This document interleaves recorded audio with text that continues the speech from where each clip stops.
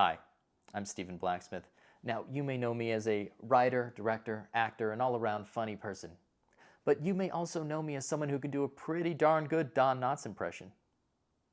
Well, looks like we got another mystery on our hands, Scoob. Now, you don't get that because you're 14, but that was a pretty spot-on impression. Now, when this quarantine started, I, like many of you, thought, finally, a reason to use my fine arts degree that my parents always ridiculed me for. So I decided to get together with some of my favorite people in the world and talk about their favorite films via Zoom. Now, along the way, we're going to play a lot of games, learn some fun film facts, and watch our guests get pretty silly. Oh, and it is important to know that we do not monetize this program in any way, but we do support some awesome causes, so we're going to put a description of one of these causes in every single episode, and if you feel the need, and if you can, most importantly, please consider donating. Now, kick back, relax, and enjoy Cinema Variete.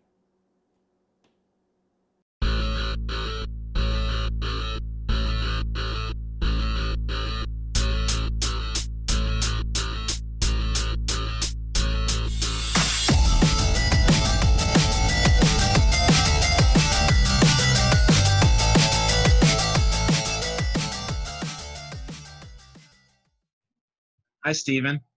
How's it going? It's going good. Can you hear me? Yeah, I can hear you just fine. Perfect, man. Perfect. Right? How's your quarantine? Oh my God, dude. I wish I could say quarantine was the only thing that sucked in my life right now, but that is just not the case lately. It has just been more. It's been more than that.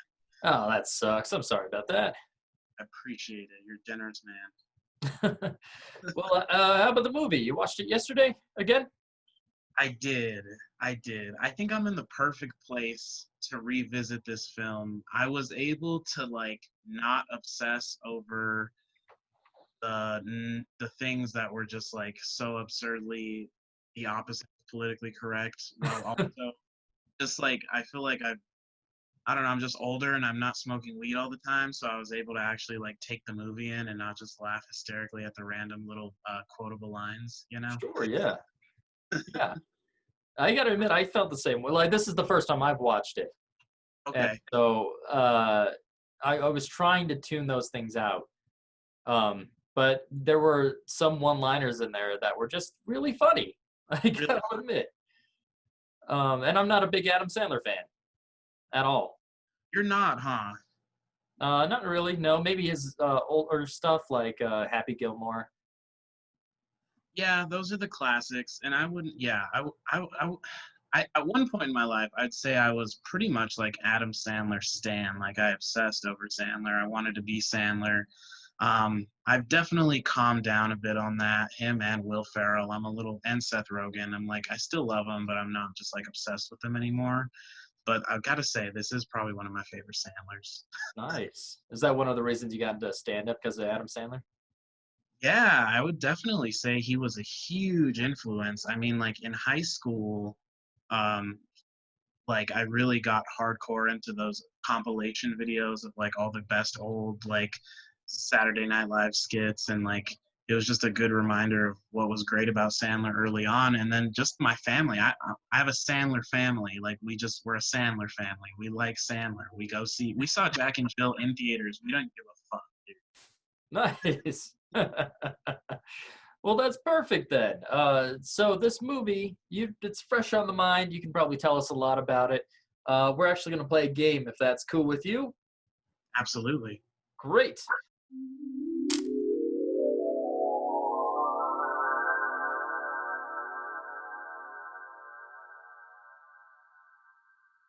We're going to play a game called Reducing Synopsis. Oh my God, what does that even mean? Right? So you have to tell us the entire outline of the plot from beginning to end. And you can do it in about 30 seconds. 30 seconds. Okay. Tell me when to start. Sure thing. And go. Okay, Adam Sandler plays an Israeli counter-terrorist in the midst of the holy war between Israeli and Pakistan. But he has a dream. What's that dream? He wants to go to America and be a hairstylist. So he comes to America. His dreams get crushed for a second, and then he finds solace in actually a Pakistani hair salon. And then he begins to bang grandmas once he finally starts doing hair. And then he falls in love with a Pakistani woman, and then everything's okay at the end because it's a Sandler movie. And you're done. Hey, you know, you did it. That was pretty good. I missed some crucial elements, but I think I did okay. Well, that's okay. We have no idea who Phantom is or any of that stuff. Yeah. Or Rob Schneider's goat. But that's Dude. fine. They had everyone, right? They had Kevin Nealon, James, whatever the hell, Paul Blart, just all the Sandler. So you're gonna do another part of this game, but I have to tell this weird anecdote. I don't online date, right? Now before I was dating my wife, my current wife, not my future wife. Before I was dating my current wife, I thought it would be really funny to go on plentyoffish.com, that website or whatever, or it was an app. And I emailed every single woman in Albuquerque that was on that site, and I said, hey, I was in Paul Blart Mall Cop.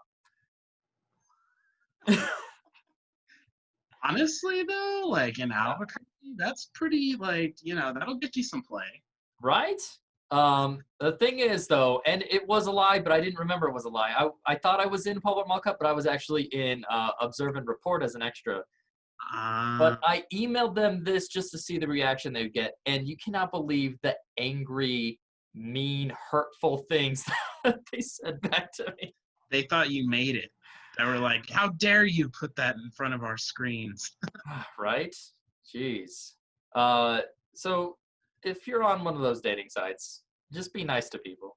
'Cause Don't tell them you were in Paul Blart Mall Cop. Tell them you were in We're the Millers in that one scene. There you go. We're the Millers.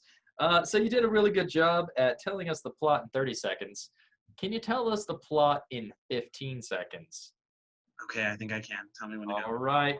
From start to finish, and go. Adam Sandler, Israeli counter-terrorist, moves to America, though, because he wants to be a hairstylist, actually faked his death, falls in love with a Pakistani woman, and then cures racism and war forever. Time. Yeah, there you go. That was pretty good. And can you do it in 5 seconds? Okay, I think I can. All right, and go. Adam Sandler bangs grandmothers. That's it. Okay. Can you do it in 1 second? Yes. You can boil it down to 1 second. Of What's course. this movie about? Go. Sandler wants to be a hairstylist. He's also Israeli and bangs grandmas. Dang it. That's like 7 seconds. 7 seconds. I guess I don't know why I was not able to conceptualize the second, like what a second meant in that moment. I was like, no, I think I got like 10 seconds to do this. Well, sometimes I feel like Adam Sandler also has a problem with that because this movie was 2 hours long. I was surprised. I started it. I was like gonna watch it from like 8:30 to 10, and I thought that was the time I would have to watch it. And I was like, really? Nope.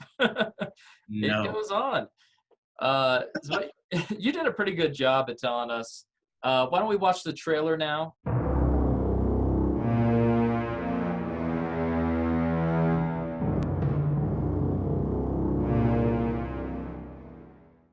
I never watched the trailer. Well, maybe I did. Yeah, like maybe 15 years ago, whenever this movie came out.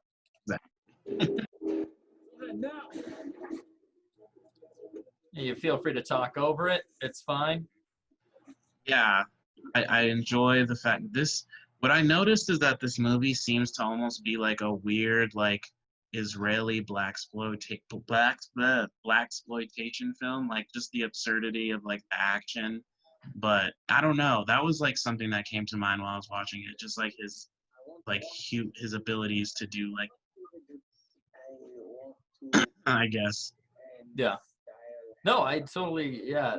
I mean, that's a really good way of putting it. Like, what even is, it seems like they're setting up a genre that doesn't really exist, but maybe it exists in the mind of some people or something, or Yeah, nor does it need to exist. I guess it could be like you could see it as almost like a weird like Bollywood type like influence, like with just that absurd like stuff that just happens, like his when his penis waves at the girl he loves.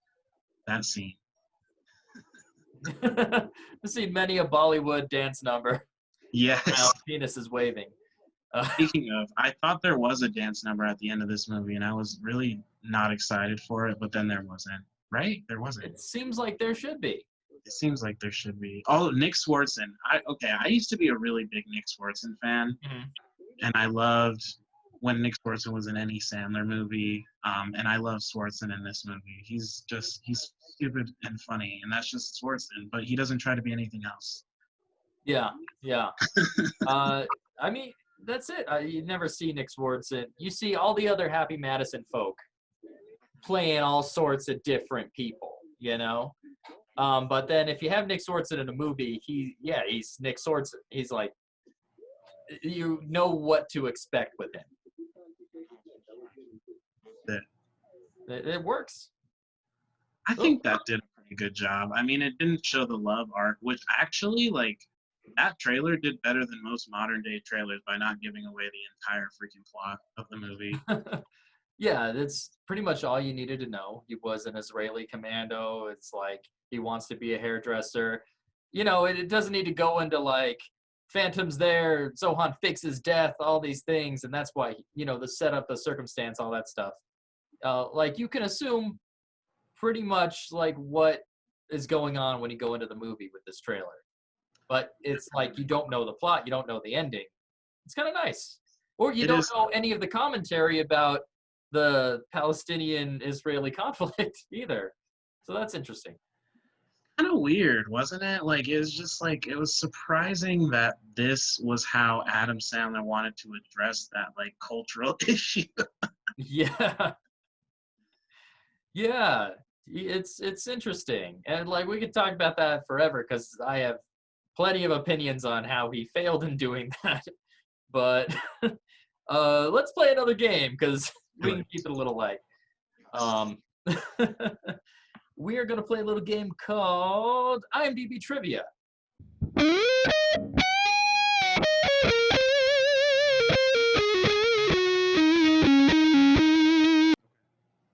And the way we play IMDb Trivia is I took 6 questions from the IMDb Trivia page of You Don't Mess with the Zohan, Hmm. and I made them into true and false questions.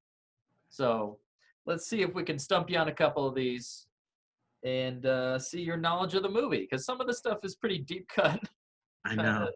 kind of stuff. Now, Zohan was loosely based on Nezi Arbib, a hairstylist and former Israeli soldier in Solana Beach, California.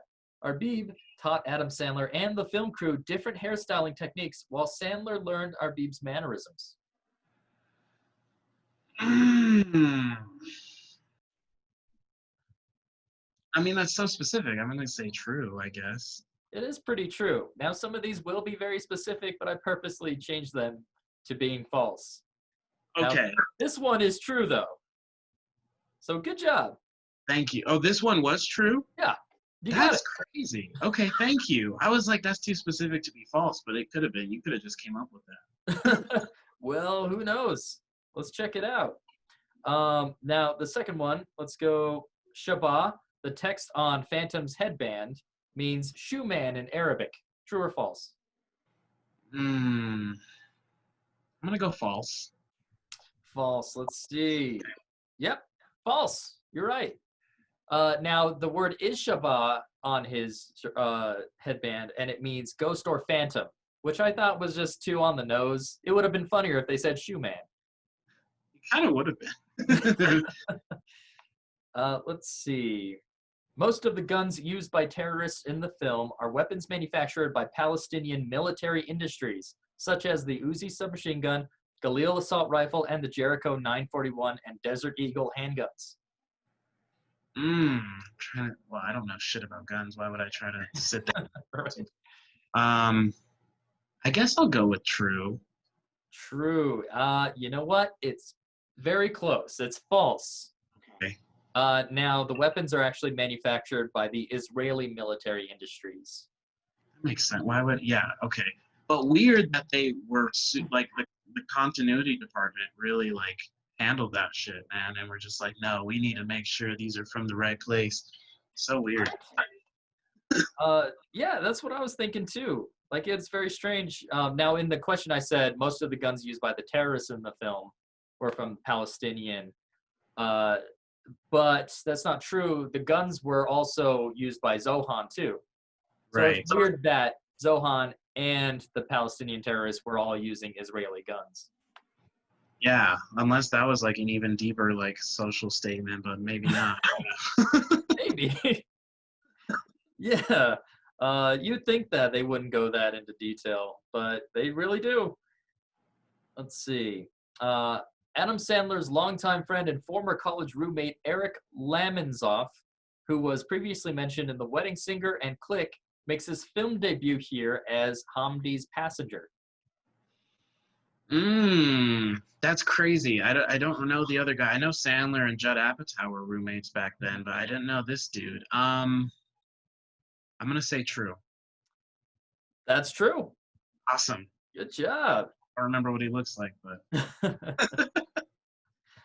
Now, filmmakers planned on painting fake abs onto Adam Sandler, but Sandler insisted on working out with a trainer to achieve those gorgeous, godlike toned abs. True or false? that's true for sure, right? It's pretty true. Yeah, but you tweaked it, or it was true. No, it's true. Okay. No, yeah, I mean, and that's something to say. He looks damn good in this movie. Right? Yeah. Yeah. He's always kind of, decently in shape. But yeah, Right. he worked out. Now, final question. Zohan is turned down by several salons in New York City, including Paul Mitchell, which is ironic. Mitchell was an elite fighter with the Israeli Haganah during the Arab-Israel War of 1948. Okay, that has to be false. I don't know who Paul Mitchell is, but it sounds like some white dude. Yes. Yeah, exactly. I know it. Yeah, it's like that reference was just for hairstylists who went to see the movie. Like, Right? No, this is interesting though. I tweaked this question. Now, he also goes to a salon run by Vidal Sassoon, who was an Israeli Haganah fighter during the war. Yeah, right? the attention to detail, because the movie itself just seems like he just threw it together. Like he just took some paint and splashed it on a canvas. But really, he was really serious about this one. Yeah, there were some deep cuts in there. Not too What? bad. Why did you even pick this movie, by the way? Yeah. That's a good question. I was hoping you'd answer that question. Okay, so you remember my friend Savannah, who was in acting class with us, right? Yeah. This was mine and hers favorite movie in high school and after high school, just like in general. This movie, I mean, every time we have a conversation with each other, we're speaking in a Zohan voice. We're calling each other Micah, like the character Michael, like, you know what I mean? So when I sent you those three options of movies, I decided I should do one comedy. I wanted to do movies that meant a lot to me. And I was like, I do horror films. And then I was like, I should do one comedy. Like, what's a comedy that actually like means something? And then I thought it would be cool because Savannah. And that's how I met you, was in that acting class that we all took together. So yeah, this is a movie that's actually dear to my heart. Oh, that's fantastic, man. Yeah. Yeah. And I can see it, and I can see maybe if I watched this movie when I was younger, when it came out, which I was still like 20, I might have liked it a little bit better. You know what I mean? Nowadays, I'm too in my head with like everything has to be so politically correct and so woke and all that crap.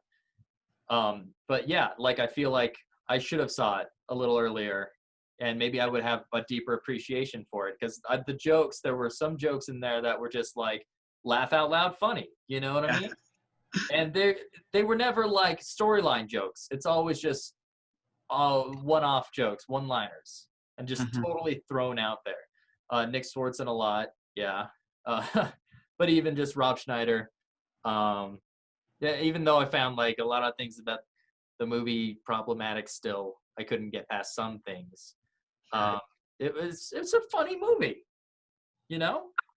I think it's funnier than some people think it is, or some people would think it is, because it's such an over the top thing. But I mean, it's classic Sandler, as classic Sandler as it could be, and yeah, like you could tell that he did love this film, like while he was making it, and he wanted to make it as good as possible. And the quotes in the movie are just like insane. And for me too, I think it's like the most unique like Sandler like verbiage. Like he's always coming up with all kinds of wild words and ways to say words, and like for this one it's unique because it's like he's playing an Israeli guy, and he's doing all these super stereotypical additions to words, but like funny as hell. Yeah. Well, you know a lot about this movie. We're not going to play another game about this movie, but we're going to play a game involving the cast.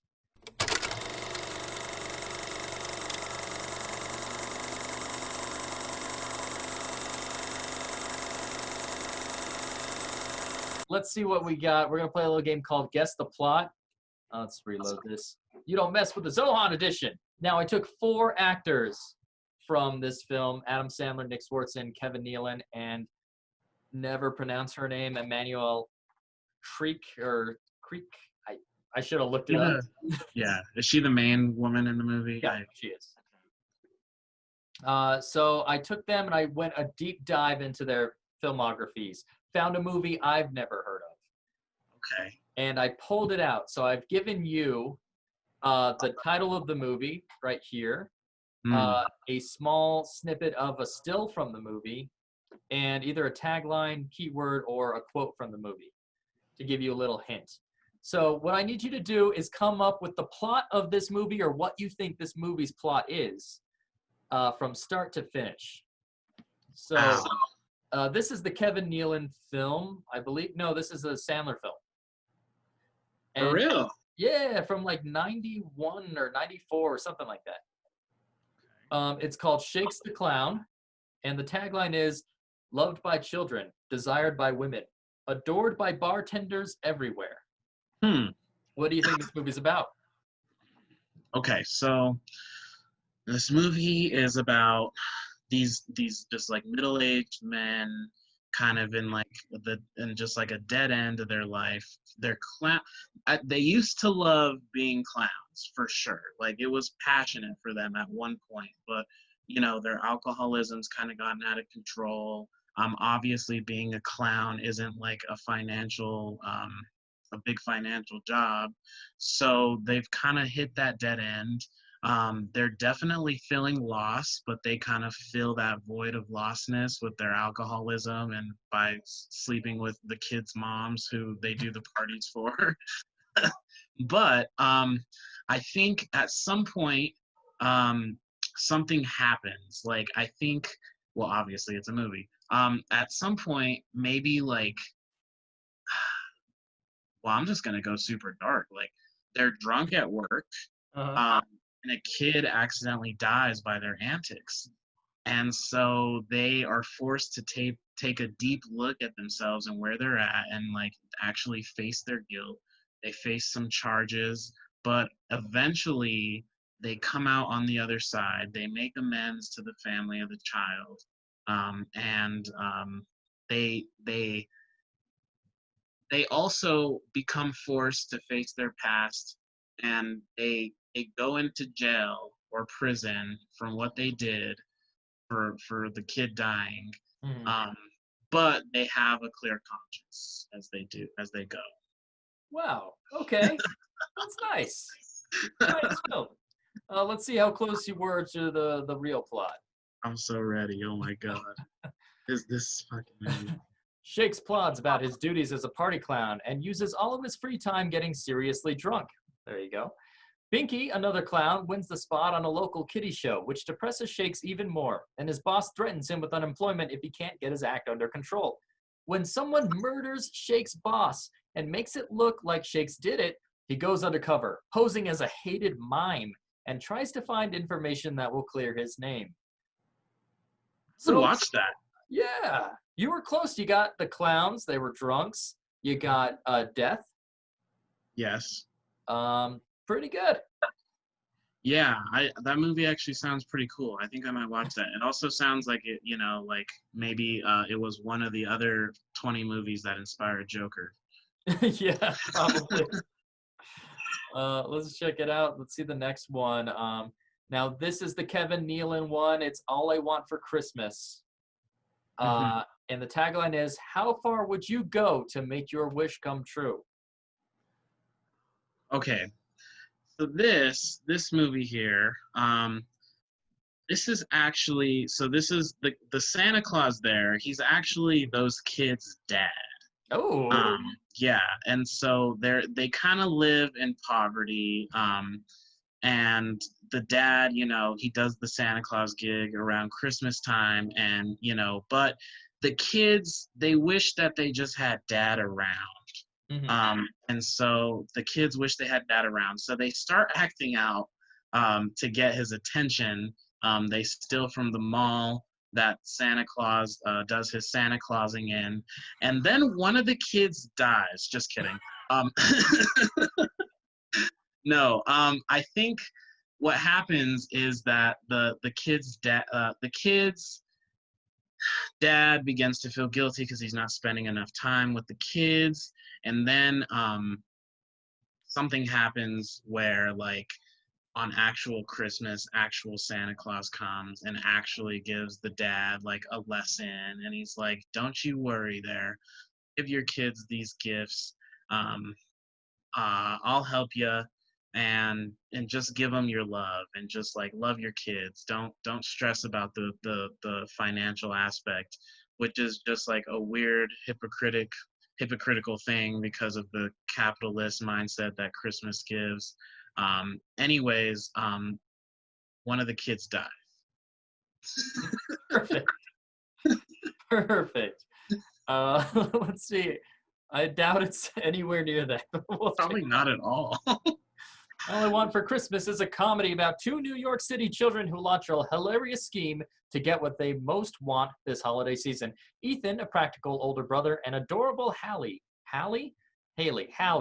who knows how to charm her way out of a difficult situation, are intent on spending Christmas with their parents, Catherine and Michael, and grandmother Lillian.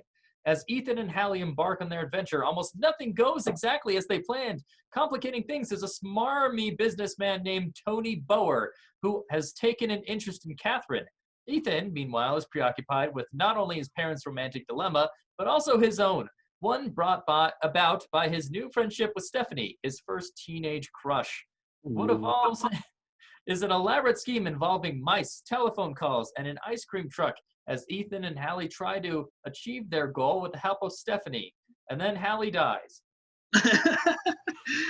Dude, I should have known. It's like an 80s movie. Like this, like the plot to most 80s movies is like wacky schemes to get a thing to happen that Yeah, parents are having a problem to, which is kind of falls in line with like the acting out to get your parents' attention subplot I had. right? It's just don't tell mom the babysitter's dead, pretty much. Actually, yeah, like literally the same movie. Like exactly it. And there's always a corporate businessman, a schwarmy corporate businessman. Oh, yeah. What a bastard. Let's see. All right. This one is the Nick Swardson movie. It is called Jason Nash is Married. Now, there was no tagline or keywords with this movie, so there's a quote here from Jason in the movie. Life is about following the thing that you are passionate about until the very end at any cost, no matter how stupid you look. What? Right? What a quote. What could this movie be about?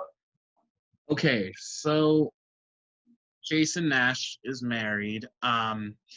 That's how it starts. Now Nick Swardson is his like quirky best friend from college who just can't grow up. Like he just cannot get it together, but he's comfortable with where he's at. Excuse me. Now Jason Nash, he loves his new wife. Also met her during college. While they were in college, there was conflict between Jason Nash spending more time with new girlfriend and Nick Swartzen's character getting jealous. And now they're officially married. So Nick Swartzen has to come up with a quirky scheme to try and get Jason Nash and his wife divorced. Jason Nash is conflicted. He loves his wife, but he also does kind of want to be an adult baby burnout. He kind of does just want to sit around and smoke weed all day. He kind of does just want to watch Pornhub all the time, but he really does love his wife. The wife, I don't know, the way she is in the poster leads me to believe that they do not give her maybe enough screen time or focus on the women's perspective, which is classic Hollywood. Mhm. I'm guessing that she eventually gets mad at Mr. Jason Nash and is just like, all I want is for you to just like give a shit about me. I'm not asking for you to like go above and beyond. I'm not even asking you to stop smoking weed sometimes and dicking around with your best friend Nick Swartzen. Like, I just want you to kind of be here. And so Jason Nash, that's like, the whatever. And then at the end, Nick Swartzen, Jason Nash, and the wife, they become a throuple, and then they have a child from each penis. Well, I mean, yeah, that's a plausible story. It's a tale as old as time. Exactly. Let's see. Jason is stuck living in the shadows of his more successful wife and 2 younger kids. When debt threatens to destroy his family, he jumpstarts his career, a move that sends him down a rabbit hole of nefarious characters and sociopaths. Along the way, he must confront a pedophile movie star, a chauvinistic therapist, a trust fund cokehead, and a painful discussion about who his wife would marry if he died.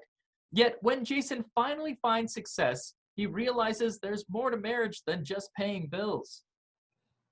Okay, well, okay. This movie sounds really real. It also sounds like they botched it. Like, it sounds like it was a pretty good idea to like have like a real like kind of dark like comedy type vibe, and it could have been like super like philosophical in your face, just like one of those movies where you feel like, man, I shouldn't be watching this is too real, I can't believe these kinds of things are going on.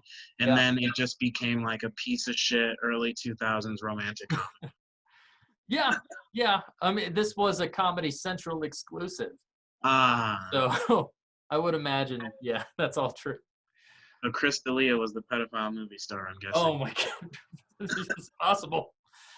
Now, hey, he'll never come back to Albuquerque now. Thanks, dude. Oh Gross. my God. Women in Trouble. This is the Emmanuel Tricky Creek movie. Okay. The tagline is high hopes, high anxiety, high heels. Oh my goodness. Okay. Woman in trouble. I see a nun, and I see a woman who seems to be of some sort of prominence, some sort of hierarchical situation. She seems very fashionable.